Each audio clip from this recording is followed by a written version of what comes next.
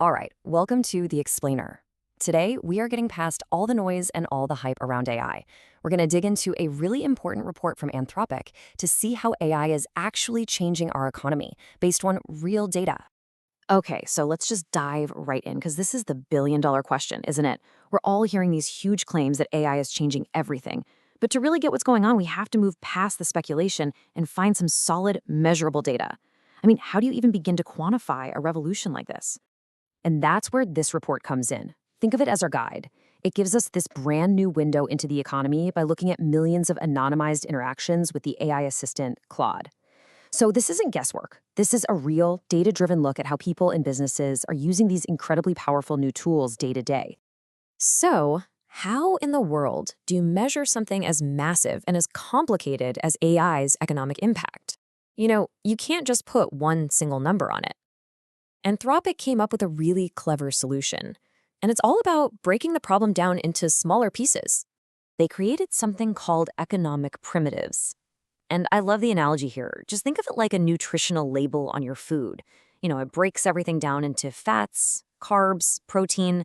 Well, these primitives do the same thing for every single AI interaction, breaking it down into simple, understandable parts. It's a completely new way of seeing what's really going on under the hood. And here they are.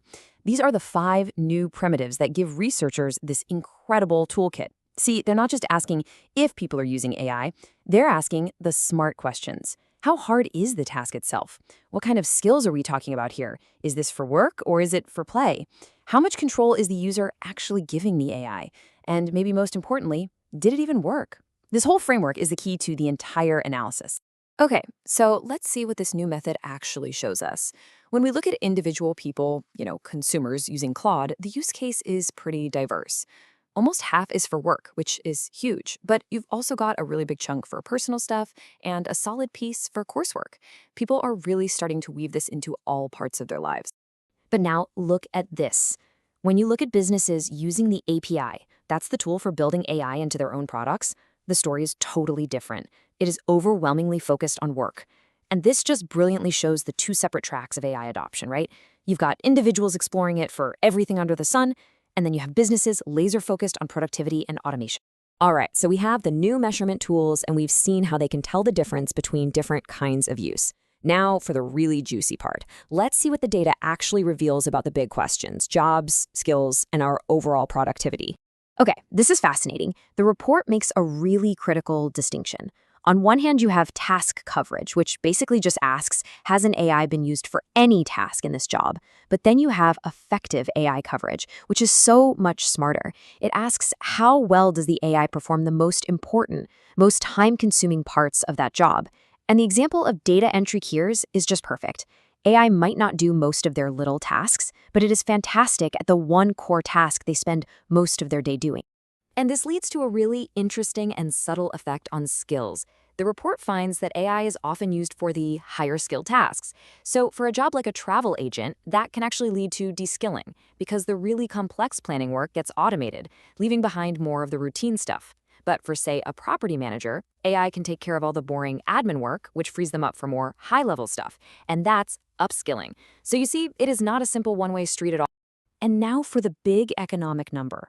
Based on all the time saved on these tasks, the report initially estimated that widespread AI adoption could boost annual labor productivity growth by a massive 1.8 percentage points. I mean, that would be a return to the boom years of the late 90s. That is a huge deal. But you knew there was going to be a but, right? There's a catch. And it's a very human one. This is a crucial question, because if a person has to constantly go back and check or fix or just redo the AI's work, well, those amazing productivity gains start to shrink, and fast. Reliability really matters, and that is exactly what the data shows. After they adjusted for the real-world success rates of AI on all these tasks, the estimated productivity boost comes down to a more realistic, but still incredibly significant 1.0% per year. That is still a massive injection of growth into the economy. And speaking of real-world success rates, you gotta let me do this one quick, shameless plug. If you want a tool that is 100% effective at delivering these aha moments directly to your brain without having to read a 30-page report, you know what to do. The VibeDocs subscribe button is right there. Just saying. All right, let's get to the big finish. So, what does all this data actually mean for the future of the economy and for our careers? Let's pull together the key takeaways, because the big conclusion here is that the picture is way more complex than the simple headlines we see all the time.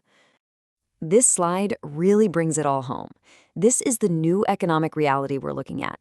So let's break it down. First, and this might be a surprise, AI gives the biggest productivity boosts on tasks that need a higher education.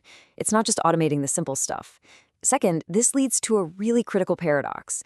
Because AI is handling the most complex parts of a job, the net effect for a lot of workers could actually be de-skilling, leaving them with the more routine, less engaging work.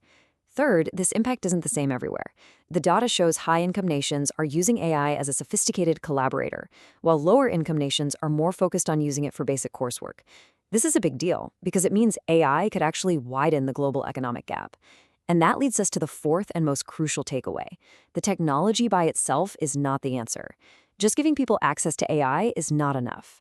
We have to invest in developing our human capital. The creativity, the critical thinking, the skills we need to work with these tools, not just hand things off to them. And that is the really provocative question that this data leaves us with. If the very definition of a high-skill task is changing right before our eyes because an AI can do it, what does that mean for us? What skills are going to be the most valuable in this new world? That's a question we're all going to have to answer as we figure out this new economic reality together.